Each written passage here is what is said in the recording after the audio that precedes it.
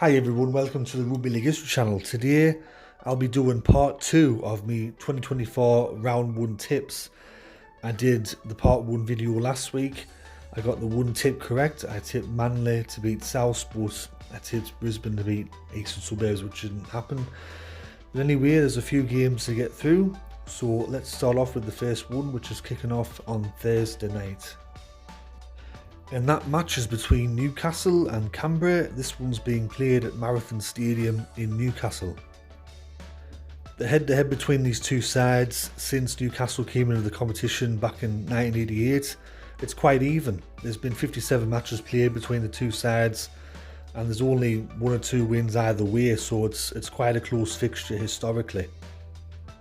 However, Newcastle have won the last 3 matches against Canberra, including that elimination final last year, which went right down to the wire.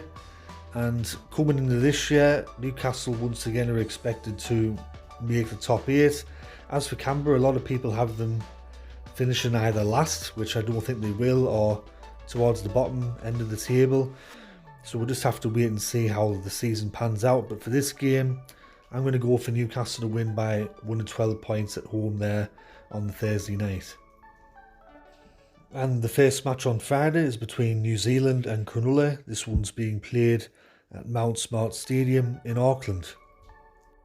New Zealand have won their last 2 matches against Cronulla, and big things are expected of New Zealand this year. I've seen a lot of people say that they're going to finish top 4. Some people say they're going to be minor premiers, but we'll have to wait and see how it goes. As for Cronulla, few people have them finishing in the finals places, some people have them missing the finals altogether.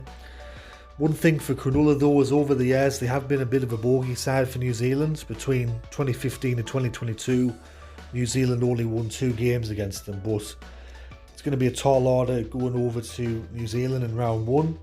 It's probably going to be sold out over there. I will go for New Zealand to win this match. I don't think it'll be 13 plus, I think it'll finish 1 to 12, so I'll go New Zealand to win 1-12. And the main match on the Friday is between Melbourne and Penrith. This one's being played at Amy Park in Melbourne. So going into this match, there's a stat that pretty much everyone already knows, but I'll mention it anyway. And that's ever since Craig Bellamy's been down there in Melbourne, they've never lost a round 1 fixture. They've won all 20 plus matches. So yes, that is the stat, and you see William Pearson type it on everybody's YouTube video constantly, saying that Craig Bellamy's never lost a round 1 match in his tenure at Melbourne. Could this finally be the year that it does happen against a Penrith side who they're going for 4 in a row this year? They've only played the 1 match to start this campaign, and that was the World Club Challenge final loss against Wigan. But going into this match against Melbourne, against 2 teams that I think will finish in the top 4, it's going to be a really big match. But you know what I'm going to do? I'm actually going to tip Penrith to win this game. Maybe it's similar to where The Undertaker in wrestling at WrestleMania, he was undefeated for every single WrestleMania match, and then when it was his last ever time at the event, he ended up losing. Maybe this is the same with Craig Bellamy, with it being his final season. So I'm going to go for Penrith to win this match by 1 to 12 on the Friday night in Melbourne. And the first match on the Saturday, it's the second biggest rivalry in the NRL. It's Parramatta against Canterbury Bankstown at the Western Sydney Stadium.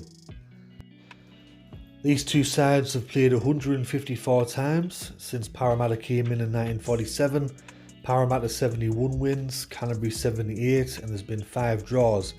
However, since 2016, Canterbury's only beaten Parramatta 3 times, and Parramatta's won the last 3 encounters against Canterbury. Now, between these two rivals, it's almost like the complete opposite. With Parramatta, they hardly recruited anyone over the summer, and as opposed to Canterbury, they're linked with every Tom, Dick and Harry, and they've been signing everyone. Even if a player bloody sneezes in the change room, the next minute there's a report in the papers going, oh, this player wants to leave the club, they want to sign for Canterbury, or they've been linked to Canterbury.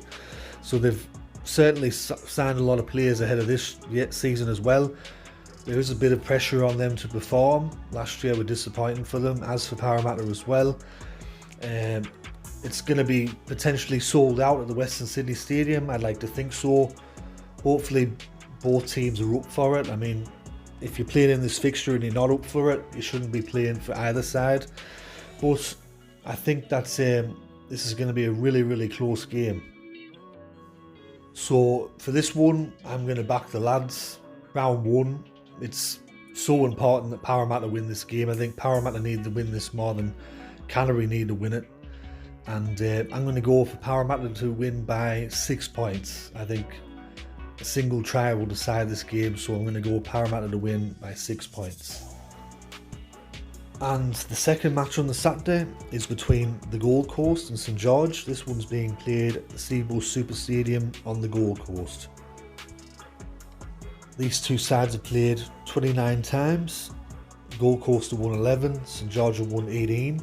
However, in the last 6 encounters, Gold Coast have won 4. Like with Canterbury, as I mentioned before, with Gold Coast, they've got Des Hasler in as the new head coach. Got some players coming over. A lot of people are expecting something of the Gold Coast this year. And as for St George, a lot of people have them either second last or last. A lot of people are just saying that they're going to come last. They've got the worst roster in the league apparently. But one thing, if you're a St George fan, is that they don't really know what a wooden spoon is. The last time that they did come last was in 1938, almost a century ago.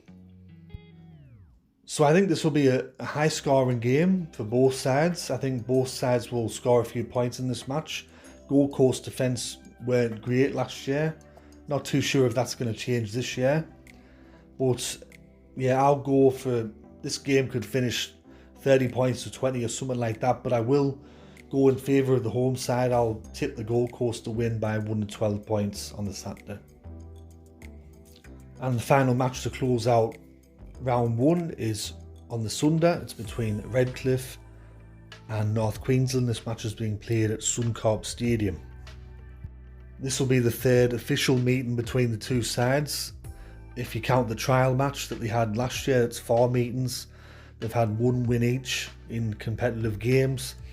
For this year, a lot of people are talking up North Queensland. A lot of people are expecting them to bounce back after missing the finals last year. And with Redcliffe, I've seen a few people say that they're going to come towards the bottom. Some people say that they're going to make the top 8, but we'll just have to wait and see how things pan out.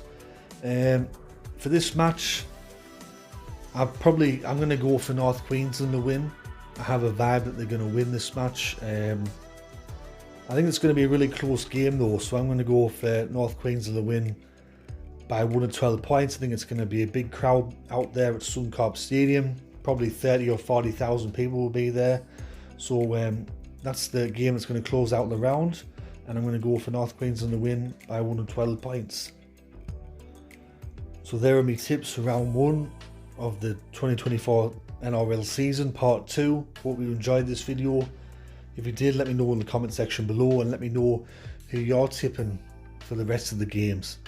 But anyways, this has been Rugby League History and I'll catch us all later in the next one. Alright, ta-ra for now.